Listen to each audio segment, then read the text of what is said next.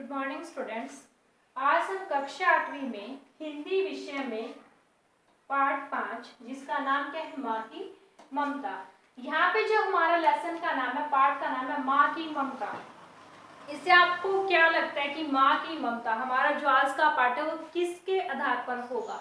आज का हमारा जो पार्ट है माँ की ममता, वो क्या है, एक माँ और बेटे की कहानी है कि माँ और बेटे की जो उनके जीवन में जो होता है, माँ अपने बेटे से किस प्रकार से व्यवहार करती है, माँ अपने बेटे के बारे में क्या सोचती है और बेटा जो है वो माँ के बारे में क्या सोचता है। हमारे जो ये आज का जो पाठ है, आज आप उसमें ये पढ़ोगे। जैसे कि आप लोग देखते होंगे कि कुछ भी चीज हो जाती है तो माँ जो है अपने बच्चे के लिए, चाहे उसको जहां मर्जी से कुछ भी कोई भी चीज लानी पड़े, अगर एक बार उसका बच्चा ये कह देता ना कि मम्मी या माँ मुझे ये चीज चाहिए, उसको जैसे मर्जी वो लानी पड़े, जैसा मर्जी उसको कुछ भी काम करना पड़े, लेकिन वो जो बच्चे की जो इच्छा होती है उसको जरूर पूरी करती है। तो हमारा जो आज का जो पाठ है वो भी यही है, इसी चीज पर आधारित है कि जो एक माँ है वो अपने बेटे के लिए, अपने बच्चों के लिए कुछ भी कर देती है, चाहे उसको जीवन में कितना ही दुख क्यों ना आए। और जो एक माँ होती है वो हमेशा अपने बच्चों की खुशियां चाहती है कि जो मेरे बच्चे वो हमेशा खुश रहे, चाहे वो कितने भी दुखी क्यों ना हो, चाहे वो उनके बच्चे उनके बारे में कितना भी बुरा क्यों ना सोचते, चाहे वो उनका ख्याल रखे या ना रखे, तो वो क्या करते हैं कि अब हमेशा माँ क्या है, हमेशा एक ही दुआ देते हैं कि जो मेरे जो बच्चे हैं वो हमेशा खुश रहे।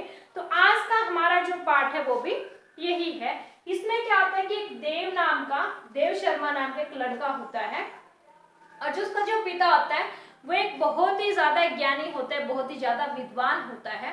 तो देव का पिता क्या, देव को बहुत ही ज्यादा अपनी तरह ज्ञानी बनाना चाहता है। तो जब वो छोटा था तो उन्होंने उसको एक वेद की पूरी विद्या दी कि ये वेद है और इसमें ये चीजें हैं, उसको पूरा वेद पढ़ा दिया, उसको पूरे वेद में जो भी था उसको सिखा दिया। तो इतना कुछ सीखने के बाद वो क्या हुआ कि जो उसके जो पिता हैं वो मर गए और उसके बाद पिता का अंतिम संस्कार करने के बाद किसी ने उसको बहला फुसला कर कह दिया कि तू यहाँ पर क्या करेगा, तेरी देखभाल कौन करेगा, तुम अब गरीब हो गए हो, बहुत सारे, क्योंकि लोगों का काम ही ये होता है कि दूसरों के घर को उजाड़ना।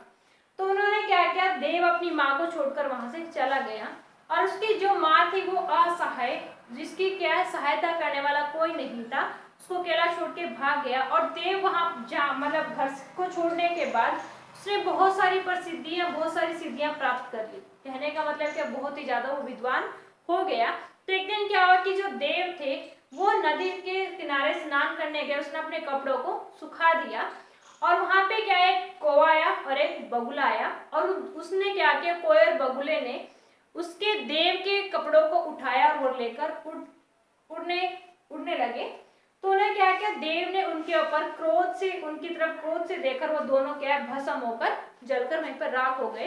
तो उसके बाद उसको अहंकार हो गया कि हाँ मुझे तो पता नहीं कितनी शक्तियां प्राप्त हो गई है। और अहंकार ही मनुष्य का सबसे बड़ा दुश्मन होता है, क्योंकि अहंकार में जब मनुष्य आ जाता है तो वो उसके बाद सही और गलत दोनों सोचना बंद कर देता है। तो उसके बाद वो क्या है, उसको विश्वास होता है कि हाँ मैं तो बहुत ज्यादा विद्वान हो गया हूँ। तो वो ऐसे ही किसी गांव में भिक्षा मांगने के लिए जाता है। तो वहां पे क्या है, एक स्त्री अपने पति की सेवा कर रही होती है। तो सेवा करने में उसको खाना खिला रही थी, उसके ऊपर हवा कर रही थी, जो भी था। तो वहां पे क्या है, उसके बाद वो उसको श्राप देता है, लेकिन जो स्त्री होती है उसके ऊपर कोई भी उसके श्राप का प्रभाव नहीं होता। वो चला जाता है, अगले दिन फिर आता है, मतलब 2-3 दिन वो यही काम करता है कि उसके घर पर भिक्षा मांगने रहता है और इसलिए क्या हमेशा उसको भिक्षा नहीं देती। तो एक दिन वो स्त्री बाहर आती है, उसको कहती है कि हाँ आपको क्या चाहिए। तो वो कहते हैं कि मैं कई दिनों से देख रहा हूँ, मैं तुम्हारे घर के सामने भिक्षा मांगने के लिए आता हूँ और तुम मुझे नहीं देने आती। तो क्या कहते हैं कि हाँ मैं अपने पति की सेवा कर रही हूँ और उसकी मुझे लगता है कि मेरी जो पति धर्म है वो यही कहते हैं कि सबसे पहले अपने पति की सेवा करो। तो वो कहता है कि ऐसा क्यों, तो वो कहीं ना कहीं उसकी जो जिस स्त्री के घर वो भिक्षा मांगने के लिए आए थे उसको कहते हैं कि हाँ आपने शायद ही ऐसे कर्म किए हो जिससे आपको ये लगता है कि मैं सब कुछ जानता हूँ। तो उसकी जो पिछली जो जिंदगी थी उसके बारे में बता देते हैं कि आप अपनी माँ को छोड़ के आए हो, जो आपकी माँ है जो हमेशा क्या ये सोचते कि हाँ जहाँ पर भी मेरा बेटा गया हो, जहाँ पर भी रह रहा हो, वो हमेशा खुश रहे, तो उसको अपनी माँ की याद आती है फिर कि हाँ मैं तो वाकई में अपनी माँ को छोड़ कर आया हूँ। तो इससे वो क्या करते हैं, वो उसके अपनी माँ को याद आते हैं कि हाँ मेरी माँ थी, वो मैं उसको ऐसे करके छोड़ आया हूँ। तो उसको कहीं ना कहीं पश्चाताप होता है कि माँ, जैसे वो घर जाता है तो उसकी माँ उसको अपने गले से लगा लेती है। तो वो देखता है कि मैंने पूरी, जो मैं छोटा सा बच्चा जब मैं छोड़ के अपनी माँ को गया था, तब से आज तक मैंने माँ के बारे में एक दिन भी नहीं सोचा, लेकिन जो माँ है वो आज भी मेरे बारे में सोच रही है कि मैं इतने दिनों के बाद उसके पास आई। वो कह सकती थी तुम यहाँ से चले जाओ, मुझे बद्दुआ दे सकती थी कि तुम मरे क्यों नहीं, ये वो जो भी था। तो यहाँ पे वो देखते हैं कि जो माँ है वो हमेशा क्या, जब भी वो आता है उसको गले से लगा लेते हैं। वो कहते हैं कि उसकी माँ उसको कुछ नहीं कहती। वो कहते हैं कि वो कहते हैं कि अगर सुबह का भूला शाम को घर आ जाए उसको गलती नहीं कहती। तो ठीक उसी प्रकार यहाँ पे जो क्या है, माँ की ममता की, एक माँ जो है अपने बच्चों से दूर रहकर भी, जो उसके बच्चे कैसे भी क्यों ना, उसके साथ कैसा भी व्यवहार क्यों ना करे, हमेशा क्या उनको दुआएं देती है, बद्दुआएं कभी नहीं देती। तो ये थी जो आपका जो पार्ट, उसको छोटी सा एक पार्ट था, एक छोटा सा सार था, जिससे आपको समझ आया कि आगे हम जो भी करेंगे उसके बेस पे आपको समझ आ जाएगा कि हाँ मैम ने हमें जो कहानी बताई थी, हाँ यहाँ पे वो ऐसे ही है। तो आइए अब हम उसके शब्दार्थ करते हैं। जो हमारा जो पार्ट था माँ की ममता का, हम शब्दार्थ करेंगे। पहला हमारा शब्द है प्रतीक्षा। प्रतीक्षा का क्या अर्थ है, इंतजार। दूसरा हमारा है संयम। संयम का अर्थ क्या है, नियंत्रण, किसी के ऊपर कंट्रोल करना। सिद्धि का अर्थ है सफलता या निपुणता। चौथा हमारा है तत्पर। तत्पर का क्या अर्थ है, कार्य करने के लिए तैयार हो, जो हमेशा कोई भी उसको काम दिया जाए वो एकदम से कह दे कि हाँ मैं ये काम कर सकता हूँ। उसके बाद है बलाका। बलाका का क्या अर्थ है, मादा बबूला। ब्रह्मचारी। ब्रह्मचारी का अर्थ है ब्रह्मचार्य, व्रत धारण करने वाला पुरुष। ब्रह्मचारी शब्द शायद आपको समझना है। ब्रह्मचारी क्या होता है, जो आजीवन, जो पूरा जीवन बिना शादी किए रहता है, वो पुरुष, उसको हम क्या कहते हैं, ब्रह्मचारी पुरुष कहते हैं। तो यहाँ पे वही है कि ब्रह्मचार्य, व्रत धारण करने वाला पुरुष। असहाय का अर्थ है जिसका कोई सहायक ना हो, जिसकी कोई सहायता करने वाला ना हो। जैसे कि मैंने आपको बताया था कि जो देव शर्मा था वो अपनी माँ को असहाय छोड़कर चला गया था, कि उसकी माँ की कोई भी सहायता करने वाला नहीं था। विष्ठा। विष्ठा का क्या अर्थ है, गंदगी। वृथा का अर्थ यहाँ पे क्या, व्यर्थ या बेकार। उसके बाद हमारा है 10वां सात्विक। सात्विक का अर्थ क्या होता है, सत्व गुण संपन्न, जिसमें क्या है, हर गुण संपन्न हो, सर्वगुण संपन्न, जिसको हम कहते हैं कि जो क्या भगवान की पूजा भी करता हो, उसको अच्छे काम भी करता हो, तो उसको हम क्या कहते हैं, सात्विक या सत्वगुण संपन्न। संताप का अर्थ क्या होता है, दुख या क्लेश। निष्ठुरता का अर्थ यहाँ पे क्या है, कठोर या कड़ा, कि जो बहुत ही ज्यादा कठोर है, जो बहुत ही ज्यादा कठोर हृदय वाला हो। श्राद्ध का यहाँ पे क्या अर्थ है, पितरों की प्रसन्नता हेतु श्रद्धा से किया जाने वाला कार्य। श्राद्ध आप लोग देखते होंगे, जो श्राद्ध होता क्या है कि जो आपके अगर घर में किसी की डेथ हो जाती है, तो जब हमारे श्राद्ध आते हैं, साल में एक बार आते हैं, तो उनका जिस दिन भी वो उनकी डेथ होती है, तो उस दिन ही उनके लिए घर में क्या खाना बनाया जाता है, और खाना बनाने के बाद उसको कौवों को भी खिलाया जाता है। तो वो यहाँ पे क्या है, श्राद्ध है। अब आगे हम अपने प्रश्नोत्तर करेंगे। प्रश्नोत्तर करने से पहले मैं आपको कुछ बताना चाहती हूँ।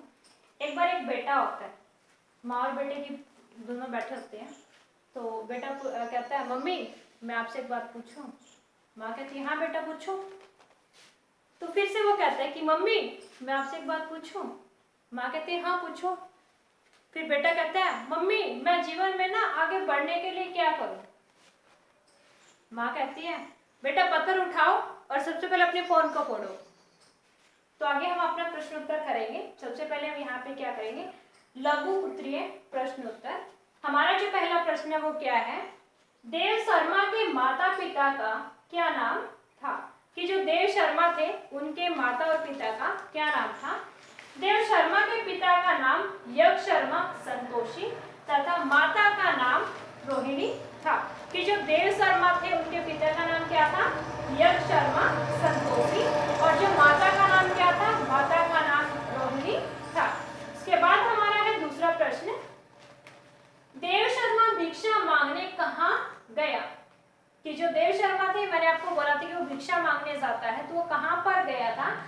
नंदीग्राम में कश्यप नाम के ब्राह्मण के घर भिक्षा मांगने गया।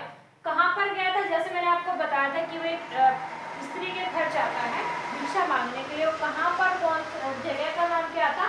नंदीग्राम। और वो किसके घर गया था? ब्राह्मण के घर भिक्षा मांगने के लिए गया था। इसके बाद है सावित्री क्या कर रही थी? सावित्री पति की सेवा कर रही थी। जैसे कि मैंने आपको बताया था, जब मैंने पाठ का सार बताया कि जो स्त्री होती है वो अपने पति की सेवा कर रही होती है। जब वो भिक्षा मांगने आता है वो 2-3 दिन आता है, और जब उसको भिक्षा नहीं मिलती वह हर रोज आते कि ऐसा क्या कि जो यहाँ पे जो रहते हैं वो मुझे भिक्षा देने नहीं आते। तो वहाँ पे जो सावित्री थी वो हमेशा किसमें लगी रहती थी? अपने पति की सेवा में लगी रहती थी, जिसके कारण वो अपने पति को छोड़कर भिक्षा देने के लिए नहीं आती थी। हमारा नेक्स्ट चौथा प्रश्न, सावित्री को सिद्धि की प्राप्ति कैसे हुई? सिद्धि की प्राप्ति होना कि बहुत ज्यादा ज्ञान होना। जो सावित्री थी उसको सिद्धि कैसे, बहुत ज्यादा ज्ञान कहाँ से प्राप्त हुआ था? हमसे प्रश्न पूछा जा रहा है। तो इसका उत्तर क्या है? पति सेवा से सावित्री को सिद्धि प्राप्त हुई। अब यहाँ पे क्या था? सावित्री हमेशा क्या था? अपनी पति की सेवा करती रहती थी। अगर कोई भिक्षा, जैसे वो आए थे देव शर्मा भिक्षा मांगने आए थे, लेकिन क्या किया उसने? जब अपने पति की सेवा करती है तो उस समय वो कोई भी काम नहीं करती, चाहे जो मर्जी हो जाए। तो यहाँ पे वो क्या था? हमेशा पति की सेवा करती थी। तो उससे क्या हुआ? उसको सिद्धि की प्राप्ति हो गई, उसको बहुत ज्यादा ज्ञान प्राप्त हो गया। आगे है हमारा 5वां प्रश्न, कोआ और ब्लाका कौन थे? जैसे मैंने आपको बताया था, पाठ में हमने पढ़ा था या मैंने आपको बताया था कि जब देव शर्मा नहाने के लिए नदी किनारे जाता है, जो अपने वस्त्रों को, अपने कपड़ों को धोकर सुखा देता है, तो वहां पे कौन कौन आया था? एक कोआ आया था और एक ब्लाका आया था, बगुल आया था। तो यहाँ पे वो क्या कहते हैं कि वो कौन थे? वो क्या कर रहे थे? उसके देव शर्मा के उन्होंने कपड़े एक साइड से ब्लाका ने पकड़े, एक साइड से कोए ने पकड़े, दोनों क्या थे? अपनी तरफ खींच रहे थे, और जिससे वो क्या है? उसके कपड़े फट जाते हैं। तो यहाँ पे वो ये पूछे कि कौवा कौन था और जो ब्लाका है वो कौन था? आइए हम उसका उत्तर करते हैं। कौवा देव शर्मा की काली करतूतें और ब्लाका माता की सात्विक कल्याण कामना थी। कौवा देव शर्मा की काली करतूतें क्या थी? कि वो सिर्फ उसने अपने बारे में सोचा, अपनी माँ के बारे में उसने नहीं सोचा कि उसकी माँ उसके लिए क्या कर रही है। उसकी माँ अगर वो उसको छोड़कर जाएगा तो उसकी माँ का सहारा कौन बनेगा, उसकी माँ की सहायता कौन करेगा। तो वो क्या थी? कहीं ना कहीं उसने सिर्फ अपने बारे में सोचा, अपने जीवन के बारे में सोचा कि अगर मैं यहाँ पर रहूंगा तो मुझे गरीबी का जीवन जीना पड़ेगा, अपनी माँ की देखभाल में समय व्यतीत करना पड़ेगा। लेकिन उसके बाद वो कहते हैं कि ब्लाका कौन था? माता की सात्विक कल्याण कामना, की जो माँ होती है वो हमेशा के अपने बच्चों के कल्याण के बारे में सोचती, अपने बच्चों की भलाई के बारे में सोचती है। तो यहाँ पे जो कौवा था वो कौन था? देव शर्मा की काली करतूतें, और जो ब्लाका था वो कौन था? सात्विक कल्याण कामना। अगर इससे आपको फायदा हुआ तो आप अपने दोस्तों के साथ इसको शेयर कीजिए। शेयर करने के बाद आप लाइक कीजिए, कमेंट कीजिए और सब्सक्राइब कीजिए।